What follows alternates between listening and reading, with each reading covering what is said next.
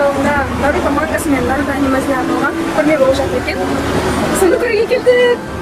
Нарутоны білетін адамдар көп деп ойлаймын. Наруто анимасы негізі Наруто мангасынан басталады. 1994 жылы басталған бұл манганы Масаси Кишимото деген адам салған болатын. Бұл аниме мен манга онгоинг болып табылады, яғни ұзақ жылдар бойы жалғасатын аниме немесе манга. Ондай мысалы One Piece сияқты аниме дүние жоқ. Бұл анименің басты кейіпкері, яғни Наруто, ол ниндзя болып табылады. Және де өзі кішкентай кезінен жетім қалған, әке-шешесі жоқ бала, 9 құйрықты ішінде демоны бар деп айтады.